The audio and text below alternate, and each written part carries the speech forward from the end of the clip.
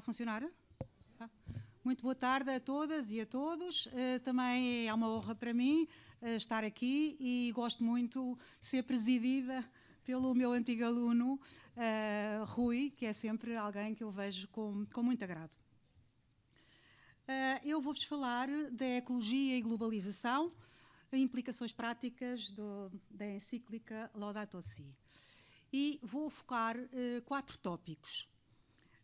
O Padre Manuel Antunes, um mestre da filosofia e da vida, o Padre Manuel Antunes e a ecologia, depois uma incursão breve na Laudato Si, uma encíclica que o Padre Manuel Antunes não conheceu, mas que certamente lhe agradaria, e depois concretizar com uma rede que integro e que se chama a Rede Cuidar da Casa Comum e que tem a ver com a encíclica, é uma consequência prática da encíclica. Eu, no ano de 1962-63, fui aluna do Padre Manuel Antunes na Faculdade de Letras da Universidade de Lisboa. Eu frequentava, nessa altura, o curso de Germânicas e a cadeira de História da Cultura Clássica era uma cadeira comum a todos os alunos do primeiro ano, que se juntavam no Anfiteatro 1, quem conhece a Faculdade de Letras sabe que é um anfiteatro enorme, e ali acolhia cerca de 600 pessoas, que eram os alunos todos do curso do primeiro ano. E, de início, antes do Padre Manuel Antunes entrar para dar a sua aula, havia um barulho grande de X alunos reunidos, faziam palavras cruzadas, atirava-se bilhetinhos uns para os outros, etc. Mas, na realidade, à medida que o Padre Manuel Antunes começava a falar, as pessoas rendiam-se à magia das suas palavras. E eu recordo as primeiras sensações que a cadeira de História da Cultura Clássica me despertou e que era o que os ingleses chamam mixed feeling, ou seja, havia um misto de espanto, de angústia e também de fascínio. De espanto, porque eu me sentia intrigada com os temas de estudo que o Padre Manuel Antunes nos propunha para trabalhar, também com os termos gregos que ele usava constantemente e a partir dos quais depois desfiava toda uma série de conceitos, angustiada também com a bibliografia, que era exaustiva e que eu desconhecia, e o Padre Manuel Antunes, ironicamente, também dizia: quem não leu isto ou aquilo outro pode ser considerado bárbaro. E eu e aquela gente toda éramos, na realidade, uns bárbaros que não conhecíamos a maior parte das obras que eram citadas e que, sobretudo, que eram consideradas como de leitura de cabeceira. Realmente, a erudição, que era a primeira ideia com que ficávamos do Padre Manuel Antunes, a erudição daquele que se movia em muitos campos, na filosofia, na literatura, na teologia, na pedagogia, nas relações internacionais. E realmente o espanto inicial com que acolhi as primeiras aulas foi-se mantendo ao longo desse ano. E o espanto, como sabem, é uma atitude própria dos filósofos. A filosofia começa com o espanto e, na realidade, essa atitude foi-se me entranhando ao mesmo tempo, com esse espanto, surgia também um deslumbramento. Ou seja, o interesse pelos problemas abordados pelo Padre Manuel Antunes e, sobretudo, o perceber que a maior parte das temáticas que ele abordava pertenciam ao domínio da filosofia. Isso levou a que, no final do ano, eu mudasse de curso portanto, passei de Germânicas para Filosofia. Perdi um ano, mas nunca me arrependi. E devo ao Padre Manuel Antunes esta decisão, que foi decisiva não só na minha carreira, mas também como no meu percurso de vida. E presto-lhe homenagem no início desta apresentação. O convite que me foi feito para falar neste colóquio coincidiu com uma altura em que eu estava a trabalhar a temática da ecologia. E então resolvi verificar se o Padre Manuel Antunes seria debruçado sobre o tema da ecologia. Eu devo dizer que nas aulas a que assisti, nas conferências que assisti, nos muitos textos dele que li, não me recordo de ter deparado com reflexões sobre a ecologia. Mas, com a publicação da obra completa do Padre Manuel Antunes e, sobretudo, com as indicações preciosas do meu colega e amigo Luís Machado de Abreu, que está ali, eu percebi que havia material para explorar nesta perspectiva da ecologia. e que o padre Manuel Antunes, antecipando o seu tempo, também intuíra a importância desta nova disciplina neste mundo em constante mudança, que ele tão bem retratou. Então, o segundo tópico, o padre Manuel Antunes e a ecologia, lembro uma das frases recorrentes do padre Manuel Antunes e que era, nas aulas, durante as aulas, e que é: esta palavra fala grego. Ele dizia muitas vezes, esta palavra fala grego.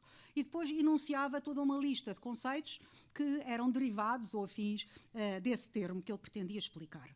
E, portanto, eu vou seguir o seu exemplo e lembrar que a ecologia, que é uma ciência que foi pela primeira vez digo entre aspas, focada por este cientista Ernst Haeckel, desta obra, Generelle Morphologie der Organismen.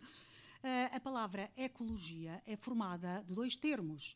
O termo oikos, o termo grego oikos, que significa casa, e o termo logos, como toda a gente sabe, quer dizer razão, também discurso, também relato.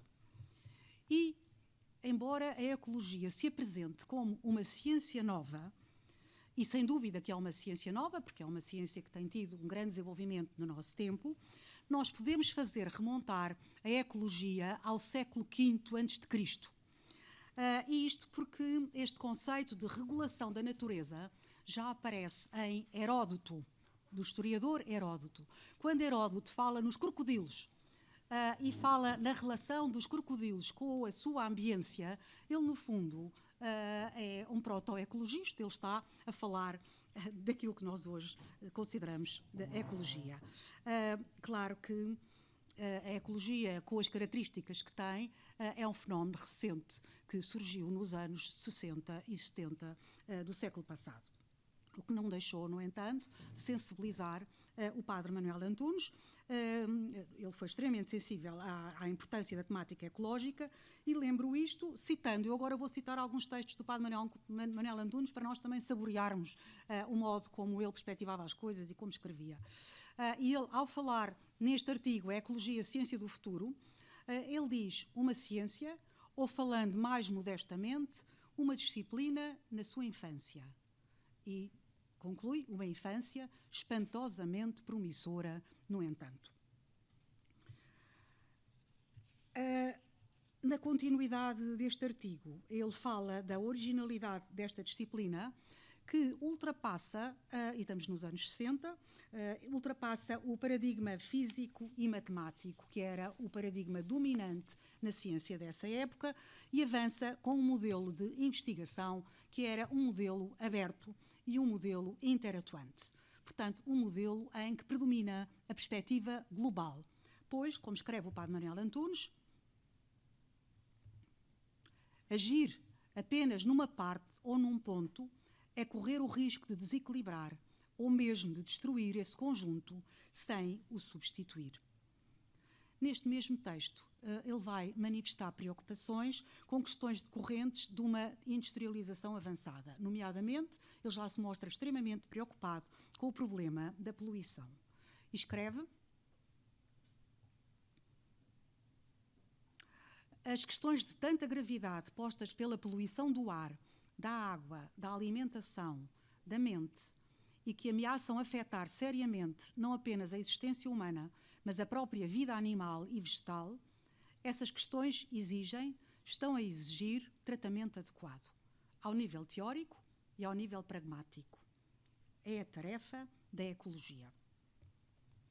E ao falar-nos do paradigma dominante no século XX, portanto, ele, ao falar-nos também da tecnocracia, Manuel Antunes alerta-nos para aquilo que considera ser um mito, mas simultaneamente um mito fascinante e um mito terrífico.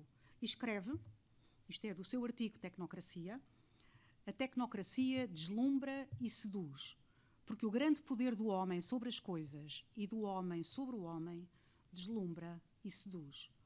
Mas, simultaneamente, esse poder aterra, dado o seu caráter ilimitado e dadas as realidades de pesadelo do universo concentracionário, parcial, produto seu.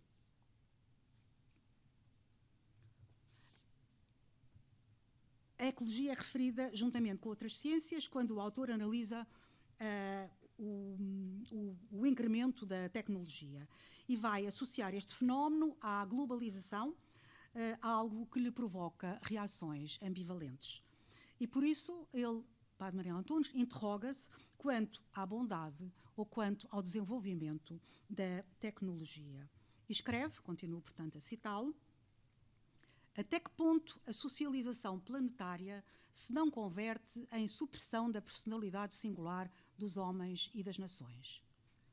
Até que ponto as perspectivas de libertação e de eficácia de poderio e de racionalização se equilibram com os desgastes e as desigualdades, os detritos e as degenerescências que ele, o progresso tecnológico, também veio gerar? É do conhecimento público o interesse que o Padre Manuel Antunes tinha pelo humanismo. E nos muitos textos em que ele escreve sobre esta temática do humanismo, ele contrapõe os humanistas clássicos e os humanistas modernos. E considera que, para os humanistas clássicos, a história era a sua paixão maior. E que os humanistas modernos consideravam a natureza como o campo da compreensão e, sobretudo, o campo da atuação do homem. Na conjuntura em que nós vivemos, a técnica e a ciência ganharam uma universalização planetária e a globalização permitiu um encontro de diferentes civilizações e de diferentes culturas. Ganhou-se muito no campo da ciência e da técnica. Contudo, importa não esquecer os efeitos negativos de tais ganhos, pois, como escreveu o professor, neste artigo, O Humanismo como Invenção, grande é o risco da humanidade se transviar na selva de assombros das suas próprias descobertas. Daí o desenvolvimento tecnológico ser encarado por Manuel Antunes como uma conquista, mas uma conquista que não está livre dos seus efeitos perversos.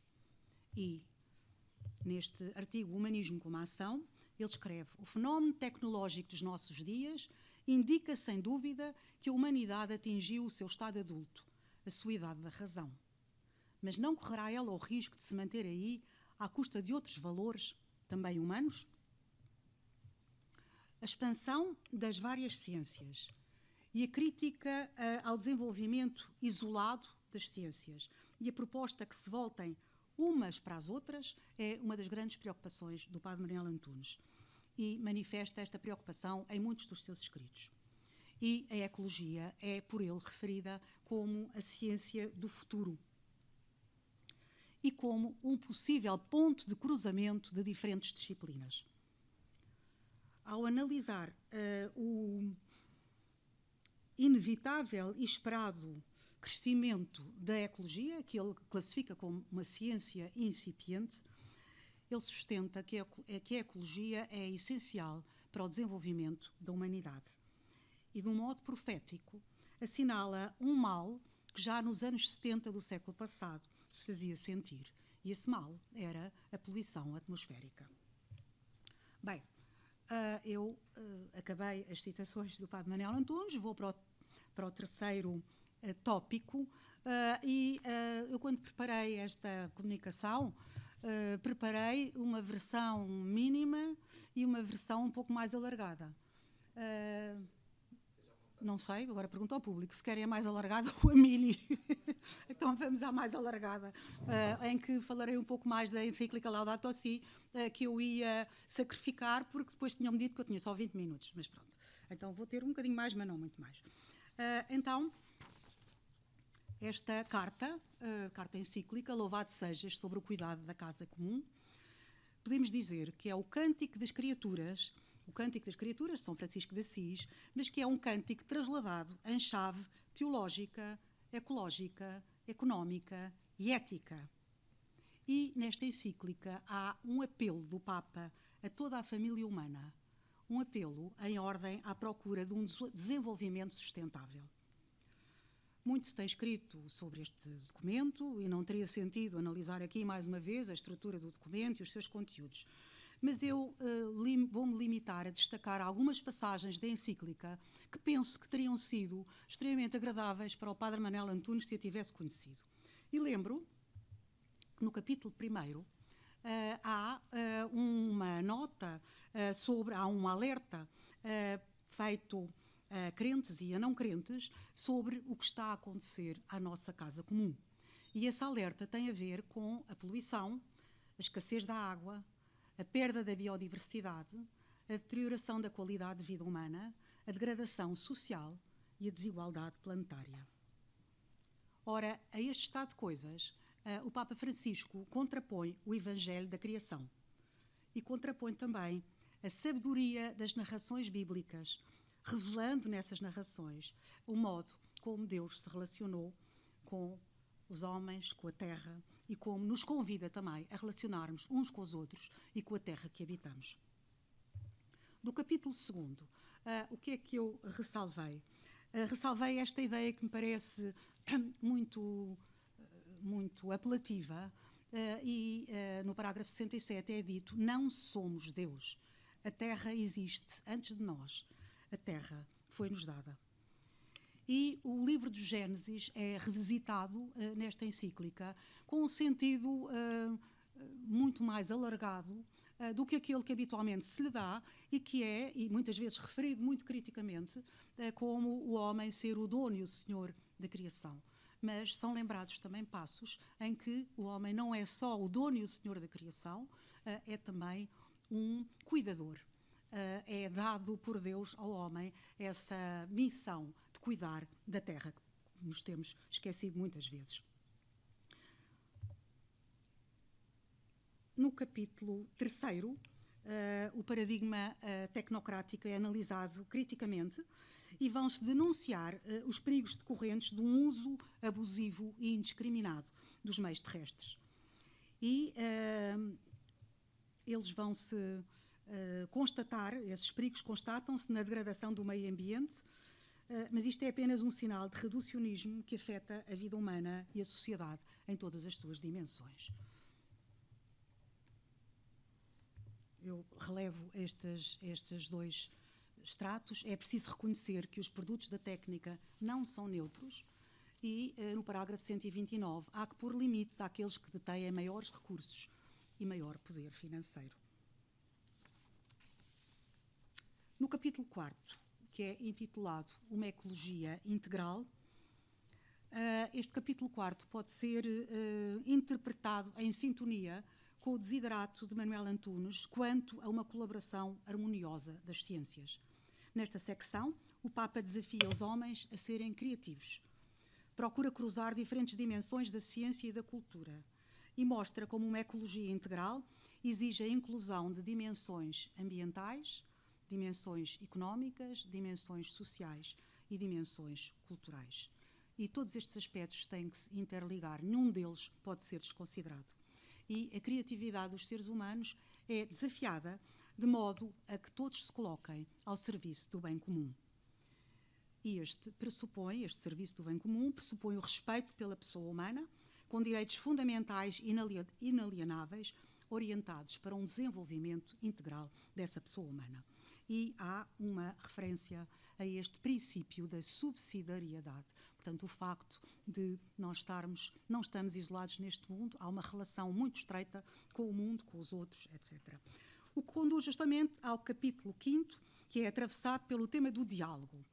O diálogo sobre o meio ambiente na política internacional, o diálogo para novas políticas nacionais e locais, o diálogo e transparência nos processos decisórios, o diálogo na política e na economia, com vista à plenitude humana, o diálogo entre as ciências e as várias religiões. E é dito no capítulo 5, os princípios éticos que a razão é capaz de perceber sempre podem reaparecer sob distintas roupagens e expressos com linguagens diferentes, incluindo a linguagem religiosa. E a concluir, o Papa Francisco regressa a um tema determinante, e que é a educação para uma espiritualidade ecológica. E, nesta linha, há um apelo a uma vida diferente. Esse apelo a uma vida diferente é chamado pelo Papa como um apelo a uma conversão. e é uma síntese brilhante que é feita neste capítulo da chamada ética do cuidado. É uma ética que hoje está a ganhar terreno em detrimento da ética que foi dominante durante séculos e séculos e que não pode também ser desprezada, e que é a ética da justiça. Mas não há referência, como eu disse que eu optava pela opção mais lata e vocês aceitaram, não há referência na encíclica a este texto que eu vou citar, eu tinha-o tirado, mas vou mantê-lo. É o texto de um teólogo, Leonardo Boff, que muito antes da encíclica escreveu isto que eu acho extremamente em sintonia com a Laudato Si. Leonardo Boff, como todos sabem, é um teólogo brasileiro. O modo de ser no mundo, ele fala na diferença entre dois modos de estar no mundo. O modo de ser no mundo pelo trabalho e depois o modo de ser no mundo pelo cuidado. E ele escreve: o modo de ser no mundo pelo trabalho dá-se na forma de interação e de intervenção. O ser humano, pelo trabalho, constrói o seu habitat, adapta o meio ao seu desejo e conforma o seu desejo ao meio. Pelo trabalho, prolonga a evolução e introduz realidades, como um edifício, uma cidade, um automóvel, uma rede de comunicação por rádio e televisão. Mas ele vai contrastar com um outro modo de ser no mundo, que é complementar, mas que não é de todo dispensável, e diz: o outro modo de ser no mundo realiza-se pelo cuidado. O cuidado não se opõe ao trabalho, mas confere-lhe uma tonalidade diferente. Pelo cuidado não vemos a natureza e tudo o que nela existe como objetos. A relação não é sujeito-objeto, mas sujeito-sujeito.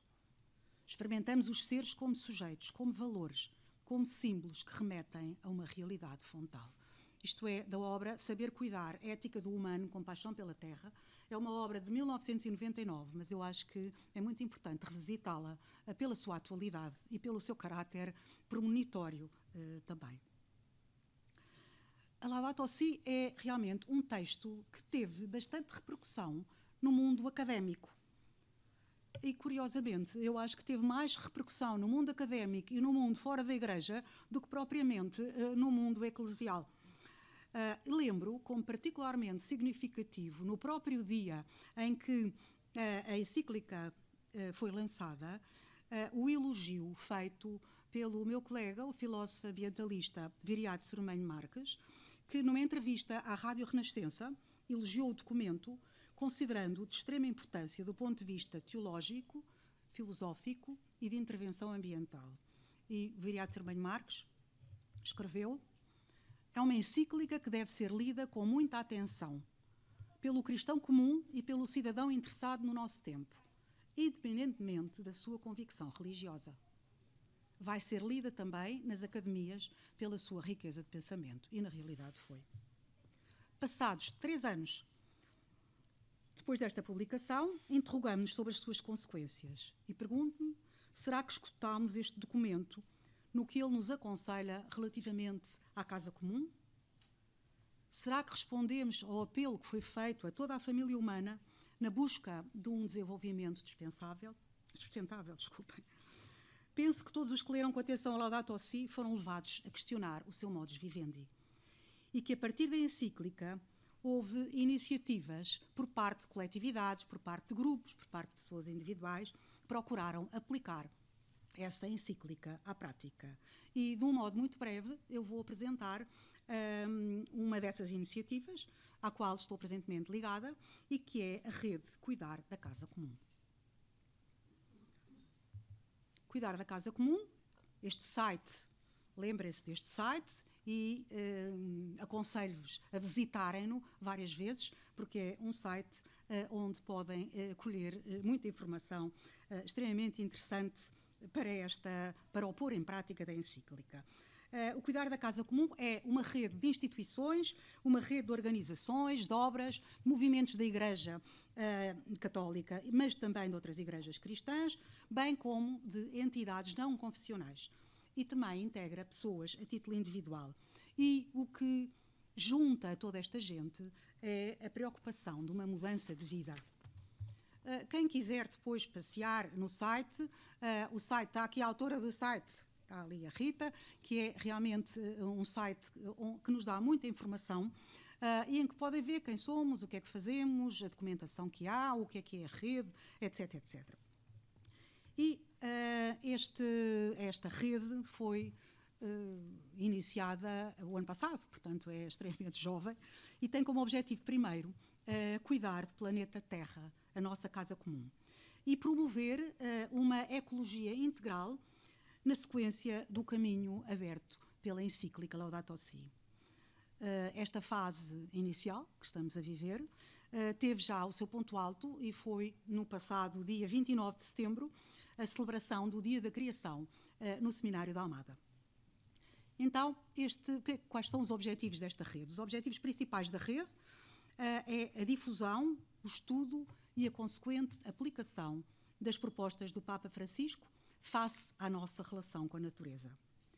É sua pretensão promover uma consciência coletiva sobre a relevância e a urgência de uma mudança de vida e sugere caminhos de atuação concreta com vista a uma ecologia integral e também a uma espiritualidade ecológica.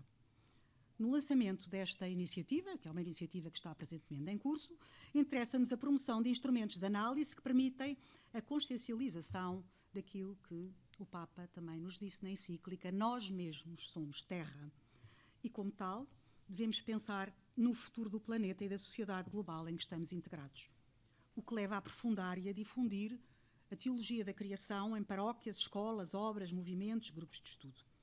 E como é que se processam esses grupos de estudo? E isto também é um convite a alguém que, a partir daqui, queira pensar em fundar um grupo de estudo. Estes grupos de estudo são chamados focos, que são pequenos grupos de 10 a 15 pessoas que se propõem meditar e agir visando e identificando, o uso irresponsável dos bens da terra, identificando esse uso irresponsável dos bens da terra e criando, no seio das suas comunidades, pontes de diálogo para uma alternativa ao modus vivendi, que é o nosso, tanto a nível dos comportamentos individuais, como nas opções práticas e nas opções comunitárias. Os focos devem ser particularmente sensíveis a fenómenos como a poluição ambiental, as alterações climáticas, a perda da biodiversidade, as desigualdades e a exclusão social. O seu trabalho é simultaneamente teórico e prático. O trabalho teórico dos focos tem a ver com temas de estudo que são distribuídos, há 5 temas de estudo que são feitos e que têm a ver com o estudo da encíclica e, simultaneamente, com documentação que esteja ligada à ecologia e à proposta de uma espiritualidade ecológica. O trabalho prático tem a ver com a possibilidade de identificarmos modos de vida que achamos que não são corretos e procurar corrigir situações lesivas para o meio em que vivemos. Isto faz-se através de um ecodiagnóstico. Estes ecodiagnósticos que são distribuídos aos grupos foram muito inspirados por um grande ecodiagnóstico feito pela Église Verte, que é uma associação francesa. Deixo-vos aqui o site, vale a pena ir ver todos os tópicos que constam deste inquérito da Église Verte, que nós depois adaptámos, não é?